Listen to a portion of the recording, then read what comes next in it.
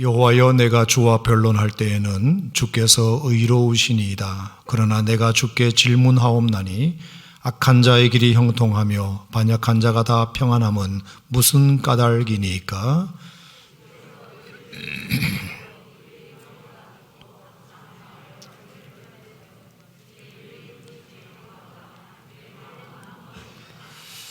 여호와여, 주께서 나를 아시고 나를 보시며 내 마음이 주를 향하여 어떠함을 감찰하시오니 양을 잡으려고 끌어냄과 같이 그들을 끌어내시되 죽일 날을 위하여 그들을 구별하옵소서.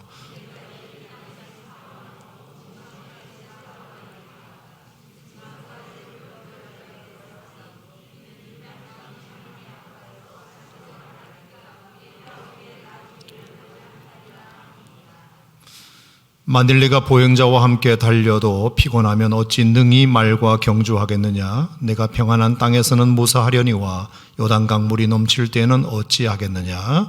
내 형제와 아버지의 집이라도 너를 속이며 내 뒤에서 크게 외치나니 그들이 내게 좋은 말을 할지라도 너는 믿지 말지니라. 기도 올리겠습니다.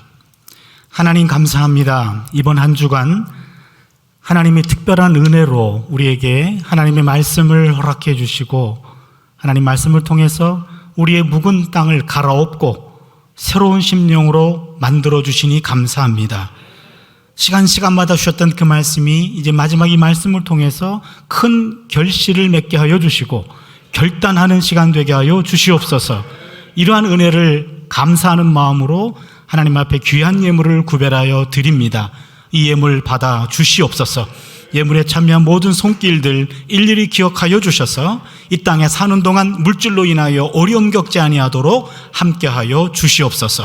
감사드리옵고 예수님의 이름으로 기도드리옵나이다. 아멘. 오늘 말씀은 고독의 영성이라는 제목입니다. 고통은 누구에게나 아프고 힘이 듭니다. 그런데 고통이 견디기 어려운 까닭은 고통을 혼자 짐을 져야 한다는 외로움 때문입니다. 남이 대신 할 수 없는 1인칭의 고독이 고통의 본질입니다. 여럿이 함께 고통을 겪는다면 이게 훨씬 가볍습니다. 어찌 보면 놀이와도 같을 수 있어요. 전체 기합 받을 때 혹 받아보신 분들은 알 거예요. 은근히 재밌어요. 그런데 그것을 혼자 받는다라고 하면 그 상황 자체가 수치스럽고 부끄럽고 감당하기 어렵고 그리고 너무 힘든 겁니다. 고통을 홀로 짊어져야 한다면 그 고독의 고통은 이루 말할 수 없을 만큼 심각합니다. 고독의 고통을 온몸으로 살아낸 예언자가 있습니다. 그게 고독의 예언자 바로 예레미야입니다. 어저께는 공감의 예언자였는데 오늘은 또 고독의 예언자입니다. 예레미야는 하나님이 어떻게 그러실 수 있습니까? 하면서 절규하며 오늘 본문을 시작합니다. 예레미야는요, 다른 예언자와는 달리 하나님 앞에 유독 혼자 하나님께 따지고 그리고 하나님께 내 마음을 있는 그대로 드러내놓고 솔직하게 하나님과 갈등했던, 고통을 숨기지 않고 드러냈던 아주 독특한 예언자입니다. 오늘 12장 1절로 6절 보면은 예레미야의 두 번째 고백입니다. 여러분, 예레미야서 보면은 다른 책에는 나와 있지 않은데 예레미야의 고백록, 예레미야의 탄원, 요게 나와 있습니다. 예레미야는 다른 예언자와는 달리 힘들고 고통스러울 때마다 하나님 앞에 와서 낱낱이 그것들을 보고했습니다. 오늘 본문 1절을 보시면 야훼여, 내가 주와 변론할 때에는 주께서 의로우시니이다. 그러나 내가 주께 질문하옵나니 악한 자의 길이 형통하며 반역한 자가 다 평안함은 무슨 까닭이니까? 여기 보면 예언자가 내가 주와 변론할 때에는, 변론이라는 용어가 나옵니다. 이 변론이라는 말은 바로 법적 용어입니다. 내가 하나님과 법적으로 좀 따져보겠습니다. 그런데 늘 결과는 하나님이 의로우신 분인 건 내가 압니다. 하나님은 의로운 재판관이신 것 인정하겠습니다. 그런데 말이에요, 이것만큼은 조금 이해가 안 돼요. 하나님, 무슨 얘기입니까? 악한 자의 길이 형통하며 반역한 자가 다 평안함은 무슨 까닭입니까? 악한 자가 형통해요, 반역한 자가 평안해요. 아니 이게 뭐예요 하나님? 변론하다라는 말은 바로 불평하는 수준을 넘어서서 하나님께 고소하는 단계까지 갑니다. 하나님, 뭔가 잘못하시고 있는 것 같은데 내가 하나님을 좀 이번 순간만큼은 좀 따지고 싶고 그리고 고소하고 싶습니다. 악한 자가 형통하고 반역한 자가 다 평안함은 무슨 까닭입니까? 이런 의인의 불행, 악인의 행복, 요 내용은요 우리 일상에도 이런 거 가끔 보이잖아요.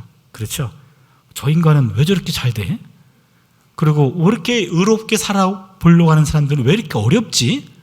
과연 하나님의 의로운 재판관 맞나? 이런 일들을 우리가 가끔 경험하게 됩니다. 그런데 구약 성경에도 이러한 현상들이 많이 기록으로 남겨져 있습니다. 시편 73편 12절과 13절을 보시면 볼지어다 이들은 악인들이라도 항상 평안하고 재물은 더 불어나도다. 내가 내 마음을 깨끗하게 하며 내 손을 씻어 무죄하다 한 것이 실로 헛되도다. 악인들은 항상 평안해요. 재물은 더 불어나요. 그런데 마음을 깨끗하게 하고 손을 씻어 무죄하다고 한 사람들은 점점 더 약해지고 그리고 불안하고 가난해져요. 이게 뭡니까 하나님? 이런 식으로 의인들이 불행해지고 악인들이 행복한 이런 수수께끼 같은 현실을 문제시한 예언자, 최초로 문제시한 예언자 예레미야입니다. 이게 뭡니까? 그리고 2절에서 이렇게 따집니다. 주께서 그들을 심으심으로 그들의 뿌리가 박히고 장성하여 열매를 맺었거늘 그들의 입은 주께 가까우나 그들의 마음은 머니이다. 여러분 뭐가 좀 그려지지 않습니까? 하나님이 그들을 악인들을 심으셨대요. 뿌리가 박히게 했대요. 그들에게 열매를 맺게 했대요. 마치 나무가 그려지지 않습니까? 나무. 하나님이 그 악한 사람들을 나무 취급했습니다. 구약 성경에서 나무는 의인을 상징합니다. 의인을 가리킬 때 나무라고 표현했습니다. 예레미야 17장 7절과 8절을 보면 무릇 야훼를 의지하며 야훼를 의뢰하는 그 사람은 복을 받을 것이다. 그는 물가에 심어진 나무가 그 뿌리를 강변에 뻗치고 더위가 올지라도 두려워하지 아니하며, 여기 보면 바로 야훼를 의지하며 야훼를 의뢰하는 그 사람은 복을 받을 것인데 그는 물가에 심어진 나무가 됩니다. 그런 얘기입니다. 시편 92편도 비슷한 말을 합니다. 시편 92편 12절과 13절인데요. 의인은 종려나무 같이 번성하며 레바논의 백향목같이 성장하리로다. 이는 야훼의 집에 심겼으며 물이 하나님의 뜰 안에서 번성하리로다. 의인은 종려나무같이 번성하며, 바로 나무는 의인을 가리킵니다. 그런데 하나님 그 악한 사람들을 어떻게 그들을 심고 뿌리가 박히게 하고 그들을 장성케 해서 그들에게 열매를 맺게 하십니까? 그 사람들 의인 아니거든요. 그들의 입은 주께 가깝지만 그들의 마음은 멀거든요. 입만 하나님을 얘기하고 있지 그들의 중심과 그들의 마음은 하나님하고 상관이 없단 말이에요. 하나님은 인간의 중심을 보신다면서요. 근데 입으로는 하나님을 내세우지만 그들의 중심과 그들의 마음은 하나님을 떠난 사람인데, 인간은 내가 봐도 그게 보이는데 하나님 그거 못 보시는 겁니까? 아니면 보고도 못 본 채 하는 겁니까? 하나님 지금 뭐 하십니까? 라고 따지고 있어요. 경건한 채 하는 것이지 본심은 그게 아니잖아요. 입술만 경건하지 인간의 중심을 보신다는 하나님이 그 경건의 가면으로 가려진 그들의 본 모습을 모를 리가 없지 않습니까? 하나님 지금 뭐 하세요? 엄청나게 따지고 있어요. 지금 예레미야가 왜 그러는지 조금 여러분 이해해 주셔야 돼요. 왜냐하면 이 악한 사람들이 다른 사람들이 아니고 예레미야를 따라다니면서 조직적으로 의도적으로 해코지하고 넘어뜨리려고 하고 기회를 봐서 죽이려고 하는 사람들이에요. 다른 것도 아니고 하나님이 시키신 사역을 감당하다가 그것 때문에 이해관계가 얽힌 사람들이 의도적으로 나를 해코자 하고 죽이려고 한다면 하나님이 막아주셔야죠. 근데 어떻게 그 사람들은 점점 더 인정받아요? 점점 더 흥왕해요.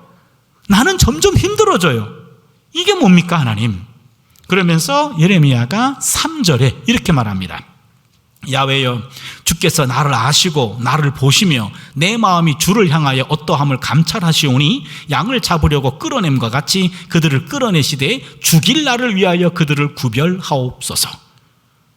이게 무슨 말이냐면요, 전반 3절 상반절에서는 야훼여 주께서 나를 아시고 나를 보시며 내 마음이 주를 향하여 어떠함을 감찰하시오니, 내 마음, 내 중심을 하나님이 보고 계시죠. 적어도 이 일에 대해서 저는 무고합니다. 저는 죄가 없습니다. 저는 떳떳합니다. 하나님 그거 보고 계시죠. 그걸 만약에 인정해 주신다면 양을 잡으려고 끌어냄과 같이 그들을 끌어내시되 죽일 나를 위하여 그들을 구별하옵소서. 이건 무슨 얘기냐면 앞장에 보면은요, 요 사람들이 예레미야를 죽이려고 양을 잡듯이 그를 유혹하는 장면이 나옵니다. 간신히 빠져나왔어요. 그래서 예레미야가 하는 말이, 정작 그런 심판을 받아야 될 사람은 내가 아니라면 저들을 하나님 심판해 주셔야 됩니다. 그렇게 여기서 얘기하고 있습니다. 처벌받아 마땅한 사람들은 처벌받지 않고 오히려 고난받는 쪽은 하나님의 부르심을 받았고 또한 하나님의 충실한 종이었던 자신이 희생양이 돼서 억울한 일을 당하고 있습니다. 그거를 얘기합니다. 예레미야는 고향 사람들에게도 생명의 위협을 느꼈습니다. 예레미야 11장 21절을 보시면 야훼께서 아나돗 사람들에게 대하여 이와 같이 말씀하시되 그들이 네 생명을 빼앗으려고 찾아 이르기를 너는 야훼의 이름으로 예언하지 말라. 두렵건대 우리가 우리 손에 죽을까 하노라. 요 아나돗 사람이라고 명기되어 있지요. 이게 왜 여기 기록되어 있냐면 예레미야도 아나돗 사람이에요. 그래서 예레미야가 고향 친구들에 의해 가지고 생명의 위협을 느꼈습니다. 예레미야는 악인을 처벌해 달라는 기도로 그의 기도를 마쳐요. 양을 잡으려고 끌어냄과 같이 그들을 끌어내시되 죽일 나를 위하여 그들을 구별하옵소서. 더 쉽게 얘기할까요? 나를 죽이려고 하는 그놈들을 하나님이 죽여주십시오. 이렇게 하는 거예요. 이 저주 기도거든요. 여러분, 예수 믿는 사람이 이렇게 기도해도 돼요? 돼요? 안 돼요? 아멘이에요? 해도 돼요? 성경에 나왔으니까 해도 된다. 예? 예수 믿는 사람이 이렇게 해도 될까요? 조금 될까 안 될까? 그렇죠? 하고 싶으세요? 하고 싶을 때도 있죠? 그렇죠? 이 부분은 학자들 간에도 의견이 조금 갈려요. 어떤 학자들은 예수를 모르던 시절이니까 이럴 수 있었지만 예수님은 원수를 사랑하라고 하셨기 때문에 그 이후에 우리는 이거는 하면 안 돼요. 이렇게 말하는 분도 있어요. 저는 이런 기도 예레미야도 했고 시편에 이런 저주 기도가 많이 나와요. 그래서 저는 이 기도하는 사람의 마음을 우리가 이해해 줘야 되고 때로는 이 상황에 내가 놓인다면 우리도 할 수 있어요. 본문 하나만 제가 좀 소개할게요. 시편 137편 7절과 9절인데 제가 올리진 않았어요. 137편 7절로 9절인데 야훼여 예루살렘이 멸방하던 날을 기억하시고 에돔 자손을 치소서. 그들의 말이 헐어버리라 헐어버리라 그 기초까지 헐어버리라 하였나니 멸망할 딸 바벨론아, 네가 우리에게 행한 대로 네게 갚는 자가 복이 있으리로다. 네 어린 것들을 바위에 메워 치는 자는 복이 있으리로다. 이렇게 기도했어요. 무슨 얘기입니까? 바벨론을, 에돔 사람을 저주하고 바벨론 사람들을 저주하고 있어요. 그리고 바벨론의 어린 것들을 바위에 메어 치는 자는 복이 있을지어다. 이렇게 지금 저주를 하고 있어요. 이렇게 기도해도 되나요? 일단 137편의 시인은 했어요. 그렇죠? 그럼 다시 물을게요. 어떤 사람이 이런 저주기도를 했냐면 바벨론 포로로 끌려갈 때 갓난아기가 엄마 젖을 물고 있었어요. 아기가 상황을 파악하겠습니까? 배고프면 울지요. 그렇죠? 배고파서 울고 있는 아이들, 갓난아이들을 바벨론 군인들이 그거 귀찮고 시끄럽다고 젖 물린 애를 뺏어다가 그 엄마 보는 앞에서 바위에 머리를 깨서 다 죽였어요. 여러분이 그 엄마예요. 이런 기도 할 수 있지 않나요? 이거라도 해야지 본인이 살아남지 않을까요? 성경이 가르쳐주는 기도의 길은 어두운 감정들을 무조건 덮으라는 게 아닙니다. 오히려 어두운 감정들을 솔직하게 드러내라고 합니다. 이런 어두운 감정들을 하나님께 내보이라는 겁니다. 이러한 행위는 심오한 믿음의 행동이에요. 시인은 그들의 분노와 증오를 기도 속으로 가지고 갔어요. 근데 우리는 기도 바깥에 놓고 이런 것들을 기도해요. 이 차이입니다. 이 사항을 하나님께 와서 기도로 한다면 그거는 오케이입니다. 저주 기도는 하나님께 드리는 기도입니다. 감추어진 행동 계획이 아니에요. 내가 그런 기회가 오면 바벨론의 자녀들의 어린아이들을 바위에 머리에 치겠습니다. 가 아니에요. 분을 내어도 죄를 짓지 말라. 에베소서 4장 26절인데 그 말씀에 입각해서 분노를 표현한 것뿐입니다. 이런 살기를 표현해야 그런 보복의 순간이 왔을 때 보복하지 않아요. 무슨 얘기인지 아십니까? 죽이고 싶을 때 그거를 표현하지 않고 숨겨뒀는데 단둘이 만났어. 깜깜한 숲이에요. 밤이에요.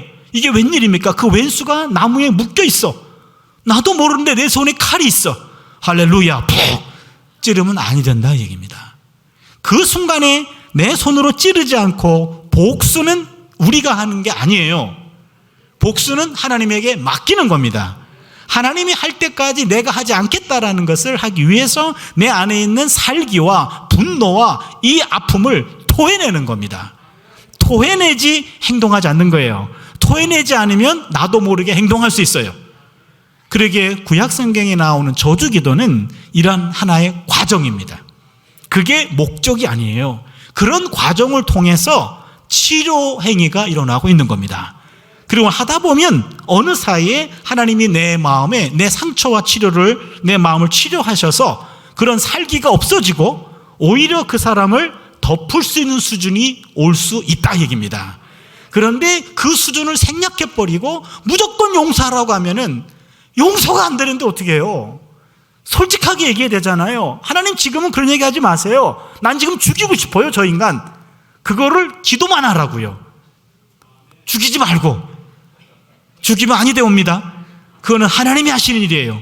하나님이 하실 때까지 내 안에 있는 상처와 아픔과 살기를 하나님께 토해내는 겁니다. 그거는 나 살기 위한 하나의 치료 과정이에요. 그래서 예레미야나 그런 기도를 했어요. 근데 여러분 이런 기도는 평생에 몇 번 해야지 기분 나쁠 때마다 하시면 안 돼요. 오늘은 쟤를 죽여주시고 오늘은 쟤를 죽여주시고 오늘은 쟤를 다 죽여주십시오 이러시면 아니 되옵니다. 정말로 감당할 수 없는 그런 부분, 이런 아픔과 상처가 있을 때 그때 사람에게 가서 나 쟤 죽이고 싶어 그러면 아니 됩니다. 하나님께만 하셔야 돼요. 하나님께만 조용하게 죽이고 싶어요 이렇게 얘기하세요. 그러면 하나님이 죽여라 이렇게 하진 않습니다. 나를 이해하시고 나를 치료하시는 거죠. 그래서 예레미야도 그랬고요. 시편에 나와 있는 150편의 시편 중에 저주 시편이 많이 나와요. 그러면서 4절을 보세요. 언제까지 이 땅이 슬퍼하며 온 지방의 채소가 마르리까? 짐승들과 새들도 멸절하게 되었사오니 이는 이 땅 주민이 악하여 스스로 말하기를 그가 우리의 나중 일을 보지 못하리라 함이니이다. 예레미야가 말합니다. 그 악한 사람들 때문에 땅이 슬퍼해요. 온 지방의 채소가 말라붙었습니다. 짐승과 새들도 멸절하게 되었습니다. 악한 사람들 때문에 이 생태계가 와해되었습니다 그 말이에요. 악한 사람들과 이런 패역한 자들 때문에 인간관계가 파괴된과 동시에 이 생태계도 무너져가고 있습니다. 그런데 그들이 뭐라고 얘기하냐면 이는 이 땅 주민이 악하여 스스로 말하기를 그가 우리의 나중 일을 보지 못하리라 함이니이다. 이런 일을 행하는 사람이 그 당시 유다 백성들이었어요. 유다 백성들은 하나님의 자녀들입니다. 하나님 믿는 사람들이에요. 믿는 사람들이 말하기를 하나님이 우리의 나중 일을 보지 못할 거야. 그렇게 겉으로는 하나님을 이야기합니다만 속으로는 그렇게 얘기합니다. 하나님이 우리 나중 일을 보지 못해. 이건 무슨 얘기인지 아십니까? 뭔가가 잘못했을 때 하나님이, 의로운 하나님이 개입하셔가지고 당장 벌을 줄 줄 알았어요. 악한 일을 할 때 벼락이 쳐서 나를 심판할 줄 알았습니다. 그런데 그런 일이 없어요. 하나님 지금 안 계신가? 또 죄를 범합니다. 두려웠어요. 근데 또 그냥 지나가네요. 이런 일이 반복되면서 하나님이 안 보고 계시는구나. 요게 전도서 8장 11절에 기록이 됩니다. 전도서 8장 11절을 보니까 악한 일에 징벌이 속히 실행되지 않으므로 인생들이 악을 행하기에 마음이 담대하도다. 악한 일에 징벌이 속히 실행되지 않기 때문에 인생들이 악을 행하기에 마음이 담대하도다. 악한 일에 대해서 즉각적으로 심판하면은 두려워서 심판을 중지할 텐데 그런 심판이 즉각적으로 이루어지지 않는다는 얘기입니다. 디도서 1장 16절을 보면 저희가 하나님을 시인하나 행위로는 부인하니 가증한 자요 복종치 아니하는 자요 모든 선한 일을 버리는 자니라. 저들은 하나님을 입으로는 시인합니다. 그러나 행위로는 부인하고 있어요. 가증한 자입니다. 복종치 아니하는 자입니다. 모든 선한 일을 버리는 자들입니다. 입술로는 하나님을 들먹입니다. 속으로는 하나님과 관계가 없습니다. 사실 자신들이 악하고 패역한 삶을 살아도 별 탈이 없습니다. 아니 오히려 더 잘 살고 있습니다. 그러다 보니까 그들은 말은 입으로는 하나님을 얘기하지만 그들의 의식과 삶 속에서는 하나님이 부인되고 있는 거죠. 이런 사람들을 우리는 실제적 무신론자라고 말합니다. 여러분 잘 들으세요. 실제적 무신론자예요. 이론적인 무신론자들은 신앙 공동체 안에 없습니다. 이론적으로 하나님의 존재를 부정하는 사람들이에요. 신은 없어. 그건 인간들이 만들어낸 상상의 존재야. 이러면서 신의 존재를 부정하는 사람들을 우리는 이론적인 무신론자라고 말해요. 그런데 하나님을 인정은 해요. 그래서 신앙 공동체 안에 있어요. 그런데 삶 속에서는 하나님과 관계가 없어. 그런 사람들을 실제적인 무신론자라고 말합니다. 이런 practical atheist, 실제적인 무신론자들은 죄송합니다만 우리 안에 있어요. 말씀을 전하는 저에게도 순간 하나님을 놓칠 때 그때 내 몸은 그 순간 실제적인 무신론자가 되는 겁니다. 그러기에 예레미야의 대적자들은 바로 실제적인 무신론자들이었어요. 입으로는 하나님을 얘기합니다. 입으로는 하나님의 능력을 인정합니다. 그러나 삶 속에서는 하나님을 인정하지 않는 사람들, 이런 사람들 때문에 이런 사람들이 악을 행하기에 담대해요. 그리고 점점 더 잘 되는 것 같아. 그것 때문에 의로운 사람들이 점점 더 힘들어집니다. 그게 바로 지금 예레미야의 상황입니다. 예레미야는 이렇게 악한 사람들의 불의한 행위를 문제 삼지 않고 악한 사람들이 벌받지 않고 이렇게 의로운 사람들이 힘든 이런 상황을 보고 계시는 하나님의 통치 방식의 문제를 제시하는 겁니다. 하나님 지금 뭐 하십니까? 하나님 의로우신 분 아니십니까? 그런데 악한 사람 만나고 싶지도 않고 저 사람들 결과 관심도 없어요. 내가 관심하는 것은 하나님 뭐 하냔 말이에요. 정의의 하나님이시라면 하나님 개입하셔야죠. 악한 사람이 기고만장하고 저런 거 눌러주셔야죠.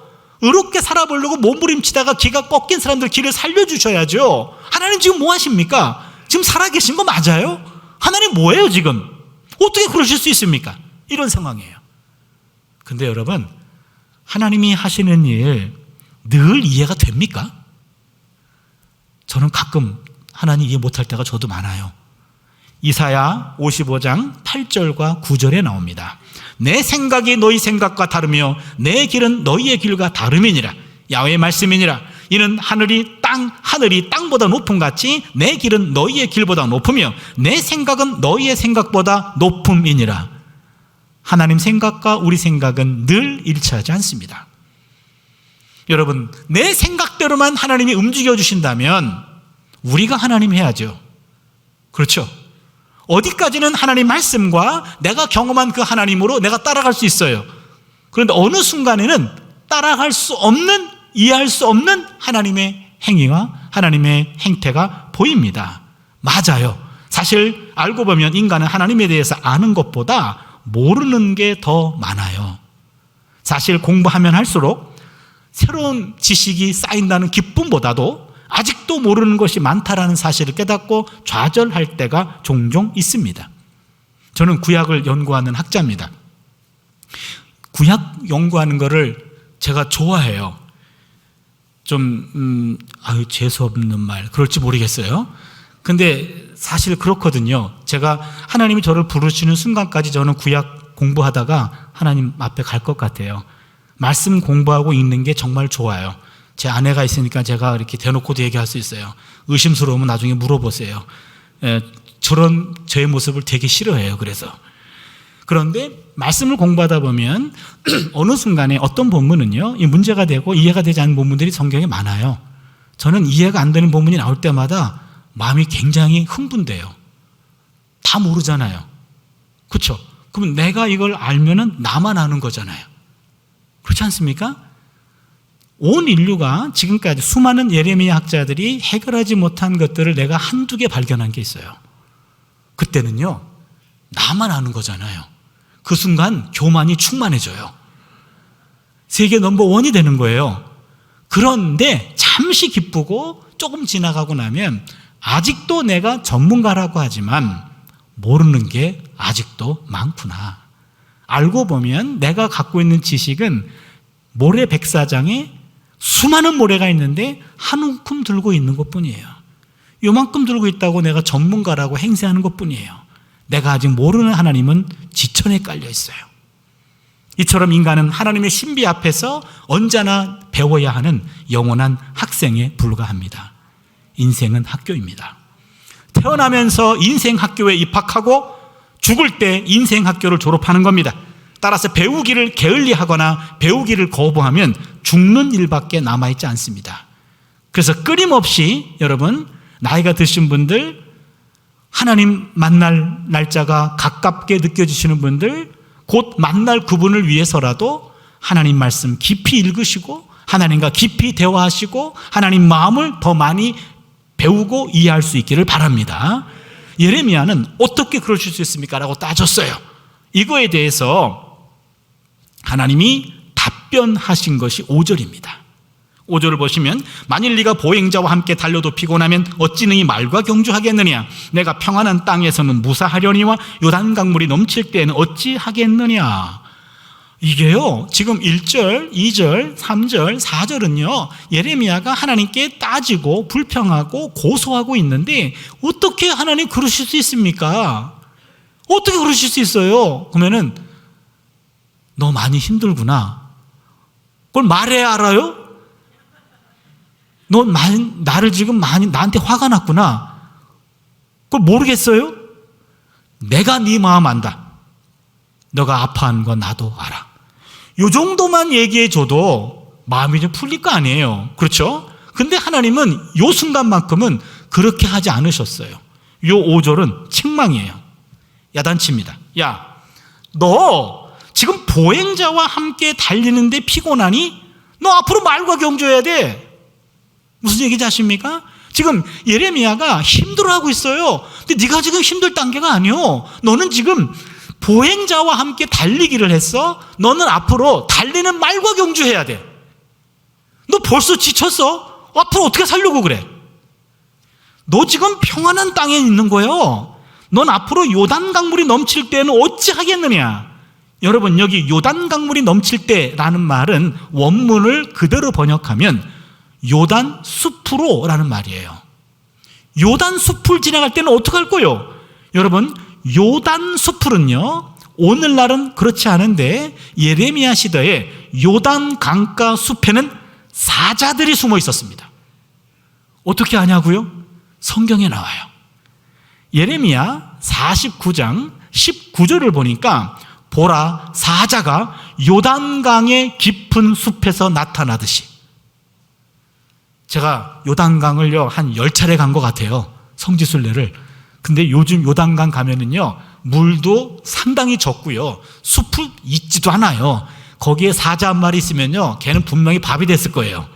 그런데 예레미야 시대에는 요단 숲이 우거졌고 거기에 사자가 많았던 모양입니다. 그러기에 여러분 요단 숲을 지나갑시다 그러면 다들 두려워 떨었던 모양이에요. 하나님이 예레미야에게 말합니다. 너 지금 평안한 땅을 걸어가고 있어. 앞으로는 요단강 숲을 지나가야 돼. 거기는 사자가 기다리고 있어. 그럼 무슨 얘기입니까? 지금까지 열심히 살아왔다 그러지만 하나님이 보시기에는 시작도 안 한 거예요. 복싱 선수가 링 위에 올라가서 12라운드를 다 뛰었어. 그리고 지쳐가지고 이제 더 이상 못 뛰겠습니다. 그랬더니 하나님이 너 아직 링 위에 올라가지도 않았어. 몸 풀다가 지쳐버린 겁니다. 그러니까 하나님은 지금 네가 뭐 했다고 책망하고 있어요. 기가 막힌 일 아닙니까? 지금 예레미야는 하나님이 하신 일이 옳습니까? 그릅니까? 어떻게 악한 자가 형통하고 그리고 어떻게 의로운 사람이 점점 불행해집니까? 하나님 지금 역사를 주관하는 건 맞습니까? 이렇게 따지고 있는데 하나님은 옳고 그름의 문제가 아니라 너 더 복종해야 돼. 네가 뭘 한다고 그래? 너 더 복종해야 돼. 지금 그 정신 상태로는 안 돼. 내 이놈! 하고 야단치고 있어요.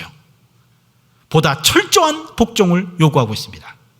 하나님 말씀은 여기서 끝나요.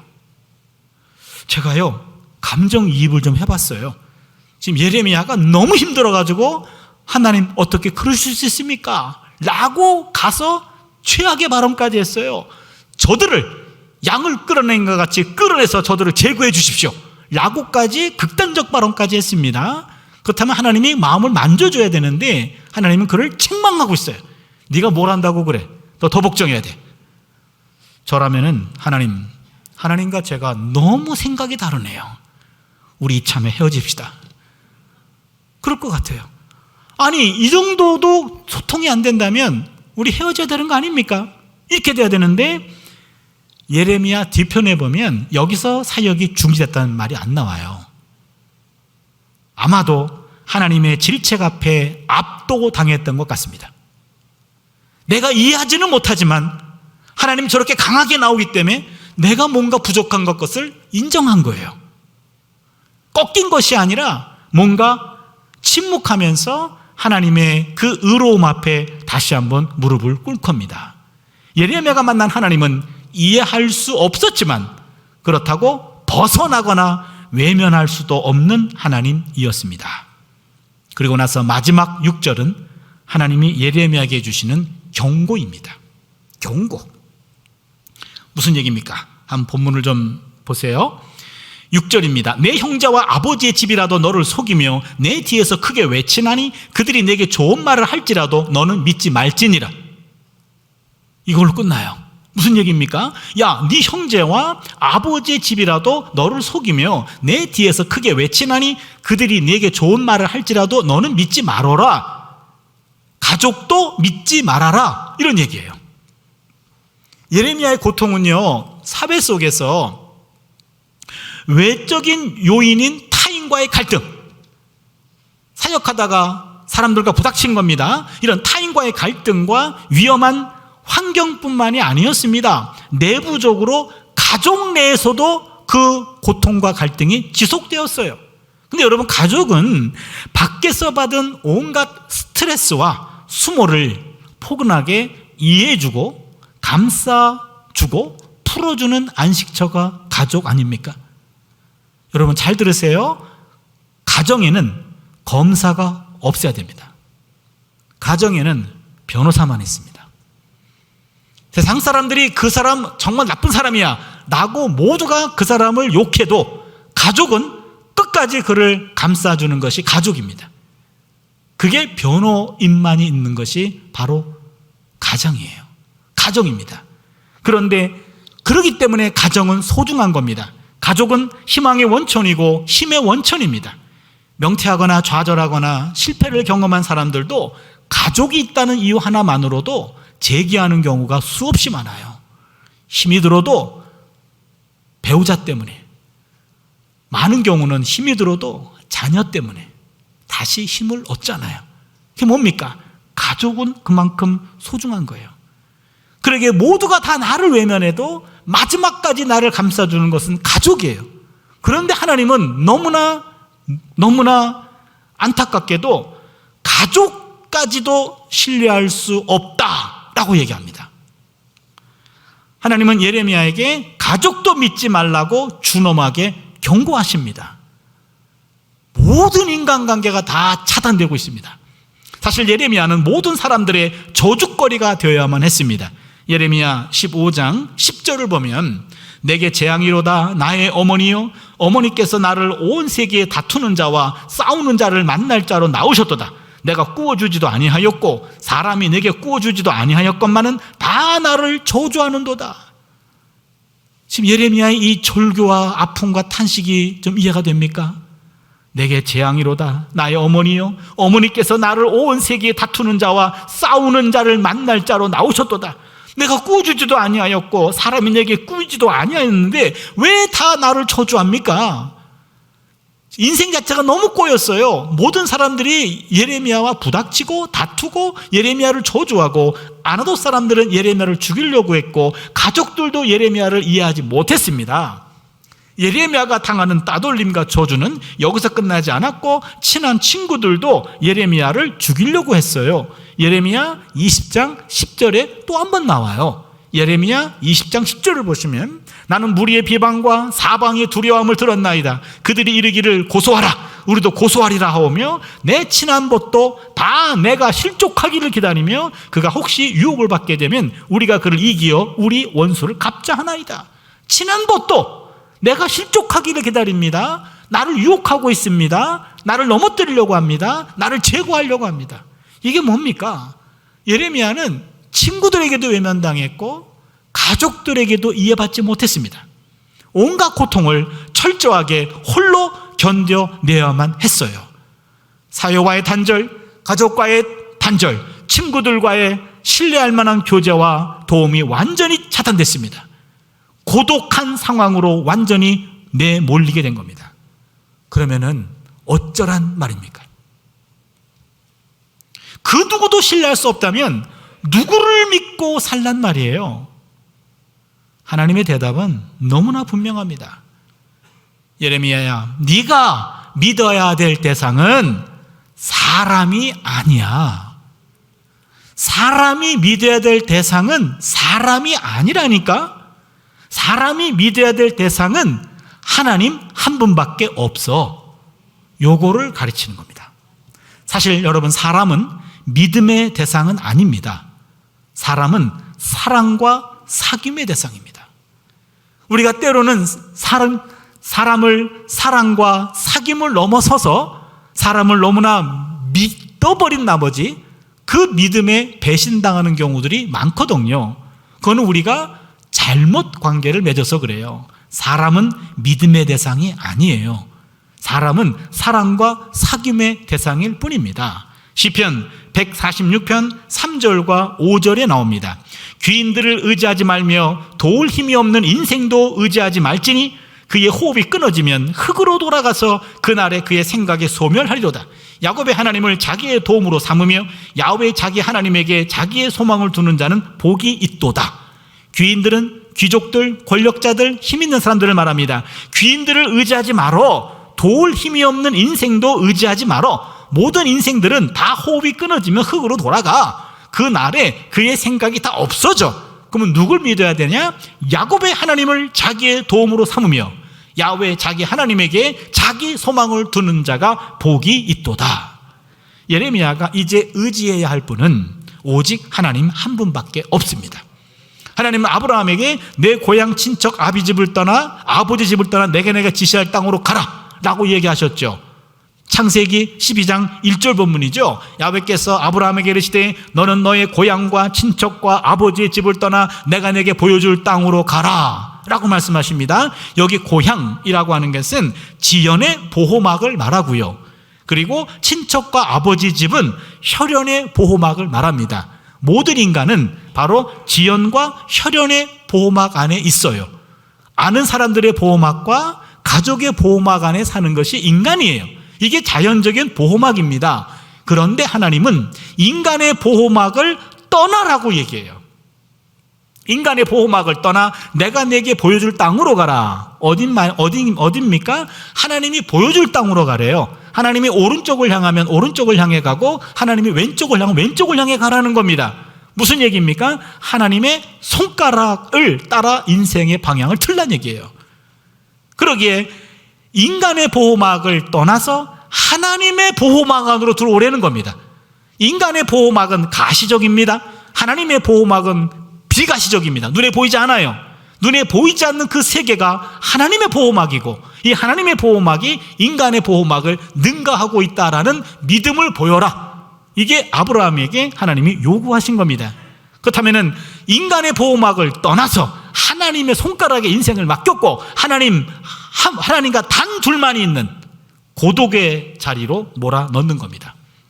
홀로 있어 보이는 그 고독의 자리가 홀로가 아님을 알기 때문에 인간의 보호막을 떠나서 하나님과 단둘이 있는 그 고독의 자리로 예레미야를 초청한 겁니다.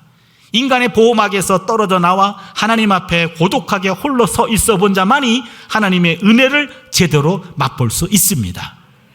제가 1988년도에 독일 유학을 갔습니다. 88 올림픽 전이었어요.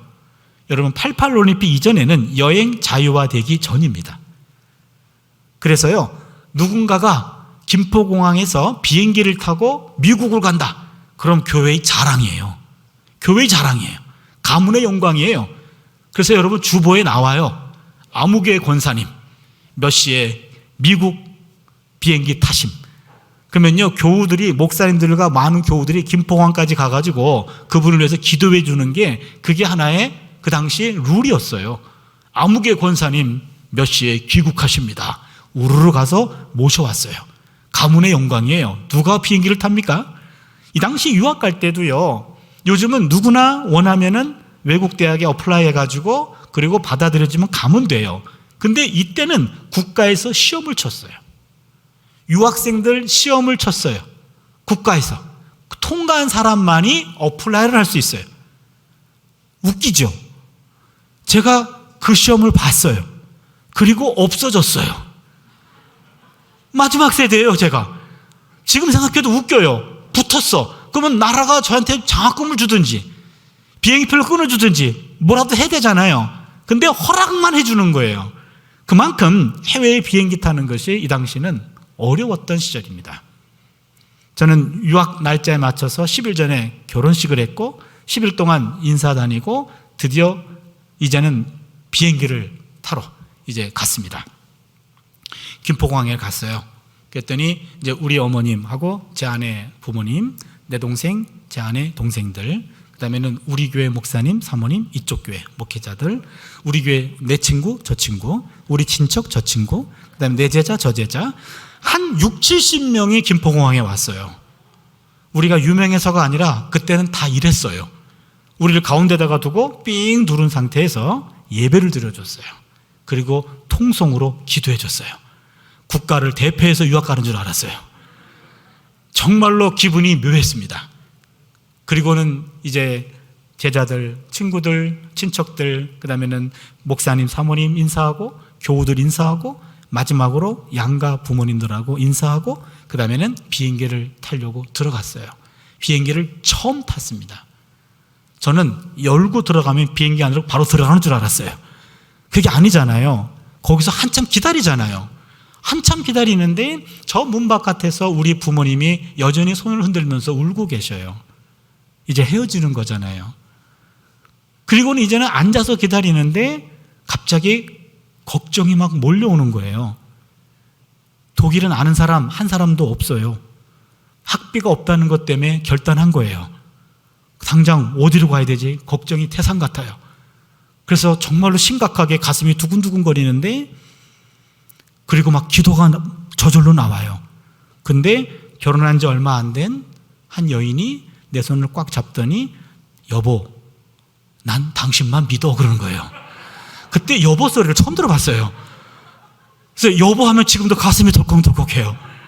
그래서 내가 나 믿지 말라고, 나도 지금 걱정이라고 지금. 그리고 믿을 만한 사람이 아무도 없어요.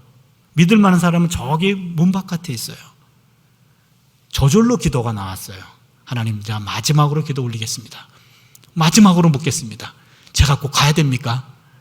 아니라면 지금 노라고 하면 당장에 내가 다시 한국에 가서 한국에서 박사학위 하면 됩니다. 정말로 두렵고 떨었고요. 정말로 기도가 깊게 나왔어요. 아하, 하나님하고 단둘이라는 게 이거구나. 사람과 사람 사이에 주고받는 위로 불완전합니다. 한계가 있습니다. 내가 당한 슬픔과 괴로움 함께 나눌 사람이 옆에 있어도 위로받지 못할 때가 있지 않습니까? 고독의 순간 하나님의 은혜가 더 크게 느껴집니다. 이것은 하나님의 보호막에서만 느낄 수 있는 겁니다.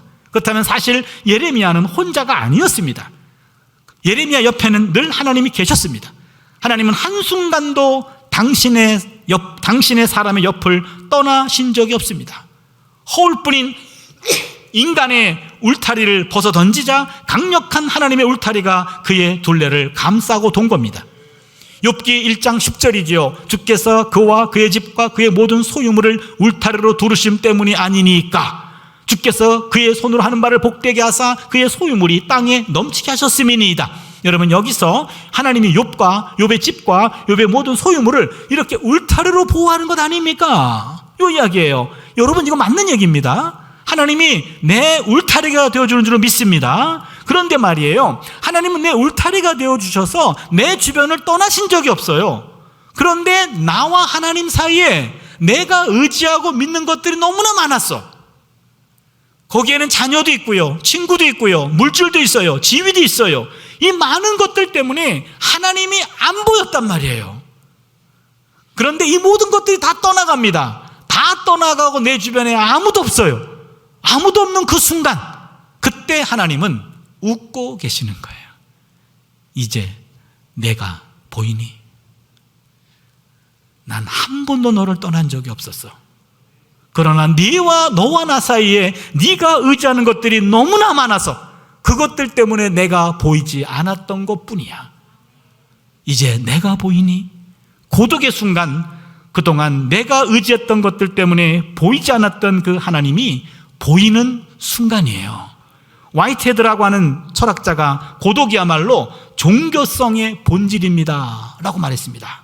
쉽게 풀이하면 사람에게는 자기 자신이 철저히 혼자가 되었을 때 자신의 존재의 바탕인 하나님과 홀로 대면하고 싶은 갈망이 생겨난다는 겁니다.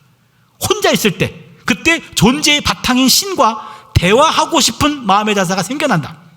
그때 비로소 하나님을 제대로, 하나님을 확고히 볼 수가 있다. 바로 요것을 배우는 것, 바로 그게 고독의 영성입니다. 하나님은 예레미야를 고독의 영성을 지닌 예언자로 그를 만들었던 겁니다. 여러분, 고립과 고독은 구분됩니다. 고독은 고립이 아닙니다. 고독과 고립은 비슷하지만 같지 않습니다. 고립은 신체적 단절을 의미합니다. 고독은 정신적 단절을 의미합니다. 고독하라는 말은 고립되라는 말이 아닙니다. 고립된다고 고독한 것이 아닙니다. 군중 속에 고독이란 말이 있듯이 사람이 아무리 많아도 마음이 외로울 수 있습니다. 가끔 사람들이 없어 고독하기보다 사람들과 함께 있을 때 더 고독한 때가 많습니다. 그리스도인은 고립되지 말고 고독해야 됩니다. 외로움을 느끼지 않고도 혼자 있는 법을 배워야 됩니다. 고립은 타율적 고독이고 고독은 자율적 고립입니다. 고독은 병이 아니고 오롯하게 자기 자신에게 집중할 수 있는 기회입니다. 외로움과 고독은 또 구분됩니다. 외로움은 사람이 없어서 쓸쓸한 감정입니다. 그런데 고독은 스스로 혼자 있겠다는 감정입니다. 외로움은 정서적 감정이고 고독은 영적 감정입니다. 외로움은 사람 앞에 홀로 있는 것이고 고독은 하나님 앞에 홀로 있는 겁니다. 우리는 사서 외로울 필요는 없지만 스스로 고독할 줄은 알아야 됩니다. 외로우면 외롭기 때문에 사람을 찾아갑니다. 고독하면 고독하기 때문에 하나님을 찾아갑니다. 신학자 폴 틸리히도 신학 외로움과 고독을 구분합니다. 외로움은 모든 것들로부터 단절되는 데서 오는 홀로 있음의 고통이지만 고독은 내 존재의 근원과 하나됨에서 오는 희열을 누리는 홀로 있음의 영광이다. 외로움은 혼자 있는 고통이고 고독은 혼자 있는 즐거움이라는 겁니다. 외로움에 사무치는 이들은 많지만 고독이야말로 외로움의 치유자라는 사실을 아는 사람은 드물어요. 하나님의 현존 앞에서 고요히 앉아있는 성 프란시스코 그리고 막달라 마리아를 그린 그림을 보시면 이 사람들은 홀로 앉음을 통해서 영원한 고향집에 당도하는 것처럼 보입니다. 외로움은 혼자 있어서가 아니라 홀로 서지 못해서 느끼는 고통이에요. 고독은 의연하게 홀로 서는 힘을 키우는 시간입니다. 혼자여서 외롭고 두려운 게 아니라 모든 시간과 생각을 혼자 만끽할 수 있다는 것만으로도 고독은 매력적입니다. 외로운 고립을 충실한 고독으로 전환시키는 것만으로도 큰 힘이 솟구칩니다. 우리가 의지하는 것들, 그것이 물질입니까? 힘입니까? 건강입니까? 명예입니까? 지위입니까? 자식입니까? 이 모든 것들로부터 내려놓음이 시작되는 순간 하나님은 우리의 문제를 접수하시고 결제의 답안을 주십니다. 인생의 가지치기는 그동안 내가 믿었던 것들, 자녀건 가족이건 물질이건 명예건 직업이건 모든 것들이 가지치기를 통해 다 떨어져 나가고 오로지 나 혼자만 남아있는 그런 상황, 이런 상황이 어찌 보면은 하나님의 은총의 시간입니다. 이제 내가 보이니? 그겁니다. 고독의 영성으로 무장하면 하나님 한 분만으로도 충분하고 만족할 수 있습니다. 여러분 예배 중에 찬송할 때 하나님 한 분만으로 나는 만족해 라는 찬송을 드릴 때 여러분 그냥 습관적으로 부르지만 어느 순간에 그것이 느껴질 때가 있어요. 정말로 하나님 한 분만으로 나는 만족합니다 라는 그 순간이 있어요. 이게 고독의 영성입니다. 그 고독의 영성의 경지에 도달하면 우리 주변에 있는 모든 것들은 덤으로 주어진 선물이에요. 여러분 이거 아십니까? 고독의 영성으로 무장된다면 옆에 사람들에게 왜 나를 무시해? 왜 나를 외롭게 해? 이런 말 안 한다니까요. 옆에 있는 것 자체가 선물이라니까요. 원래는 없는 것들입니다. 그러나 나와 하나님 사이에 하나님 한 분만으로 완벽한 상황에 하나님이 내 주변에 또 다른 것들을 선물로 보태주신 겁니다. 선물은 요구하지 않습니다. 그저 감사할 뿐입니다. 선물은 욕구의 대상이 아닙니다. 감사의 대상입니다. 주변의 모든 사람들이 감사의 선물입니다. 따라서 고독은 비움의 자리가 아니라 배움의 채움의 자리예요. 고독은 비움 속에서 채움을 발견하는 겁니다. 모든 사람은 결국 주변의 모든 것들로부터 멀어지게 됩니다. 인생은 이별의 연속이고 이별 훈련이에요. 교우도 떠나갑니다. 부모도 떠나갑니다. 친구도 이별합니다. 때로는 자녀도 이별합니다. 배우자도 결국 모두 떠납니다. 결국에 누구나 마지막에 혼자 남아요. 그렇잖아요. 그 누구나 혼자 남아있다가 고독의 영성을 가지고 살다가 하나님 품으로 안기는 겁니다. 그래서 그 어떤 영적 자산보다도 중요한 것은 고독의 영성이에요. 고독의 영성이 부족하면 늘 고립감을 느껴요. 외로움을 느낍니다. 외로움에 늪에 빠집니다. 그러나 고독의 영성으로 충만해지면 어차피 여러분 그 영성 가지고 있어야 돼요. 마지막은 그 순간이, 나 홀로 있는 순간이 얼만큼 길지 몰라요. 그 고독의 영성을 갖고 사는 겁니다. 어차피 이거를 미리 갖게 되면 내 옆에 있는 배우자도 선물이에요. 자녀도 선물이에요. 친구도 선물이에요. 어차피 다 떠나가고 나 혼자 있다가 하나님 품에 안기는 건데 그동안 이 많은 것들이 다 선물이었음을 느끼는 거죠. 그때 다 떠나가고 난 다음에 느끼지 말고 있는 기간 동안에 그것이 선물로 느껴지는 것, 그게 고독의 영성을 가진 자에게 주신 하나님의 은혜인 줄로 믿습니다. 고독의 영성으로 무장돼서 여러분 충실한 고독에 이르러 지금부터 하나님 한 분만으로 충만한 삶을 살아낼 수 있기를 바랍니다. 여러분 꼭 필요한 것이 고독의 영성이에요. 그 고독의 영성을 오늘 이 밤에 하나님 내게 충만히 임하게 해주셔서 이제 외로움과 고립감과 느끼지 않고 혼자 있는 그 순간이 오히려 충만함을 경험할 수 있는 고독의 영성으로 거듭나는 우리 모두가 될 수 있기를 축원합니다. 기도합니다.